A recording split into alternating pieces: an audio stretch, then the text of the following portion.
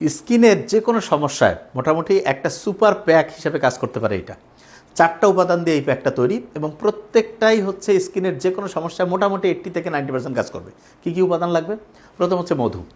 আমরা জানি যে মধুর মধ্যে এমন 2টা উপাদান আছে, ফ্লাভোনোইক অ্যাসিড এবং ফেনোলিক। এই 2টা মূলত হচ্ছে যে কোনো জীবাণুর বিরুদ্ধে কাজ করে। ওই যে অনেকে আছে না, কয় যে ভাই মুখের মধ্যে ত্বকের মধ্যে দেখা যাচ্ছে ব্রণ হয়েছে, ব্রণ মানে ওইখানে ব্যাকটেরিয়া আছে, তো ওই ব্যাকটেরিয়াকে ধ্বংস করে ফেলতে পারে। মধুর মধ্যে আরেকটা উপাদান আছে হাইড্রোজেন পারঅক্সাইড, সেইটা গিয়ে তাকে একদম মেরে ফেলে। তার মানে আপনার মুখের ত্বকের মধ্যে যদি দেখা যায় যে কারো ব্রণ হয়েছে, সেইটার বিরুদ্ধে কাজ করবে এইটা। তার সাথে কী করবেন? হলুদের গুঁড়া দিবেন। হলুদের গুঁড়ার মধ্যে কারকিউমিন যে রয়েছে উপাদান, এইটা মূলত করে কি দেখা যায় যে হচ্ছে এর মধ্যে অ্যান্টিঅক্সিডেন্ট প্রপার্টি আছে, অ্যান্টি ইনফ্লামেটরি প্রপার্টি আছে, অ্যান্টিসেপটিক প্রপার্টি আছে। তার মানে এগুলো হচ্ছে জীবাণুর বিরুদ্ধে তো ফাইটও করবে এবং ত্বকের জন্য উপকারী যেইটা সেইটার পরিমাণটা ক্রমাগত বাড়াবে।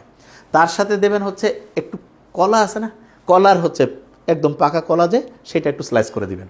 এর সাথে দিবেন টক দই। এই উপাদানগুলো একসাথে করে যদি আপনি প্লাস মাইনাস করতে পারেন একটা উপাদান, সেটা হচ্ছে লেবুর কয়েক ফোঁটা রস দিয়ে একসাথে, লেবু আবার বেশি দিবেন না প্রয়োজনের তুলনায়, তাহলে আবার স্কিনে একটু ইরিটেশন হতে পারে, দিয়ে হচ্ছে মুখের মধ্যে লাগায় 20 থেকে 15 মিনিট হচ্ছে সুন্দর করে রাখবেন।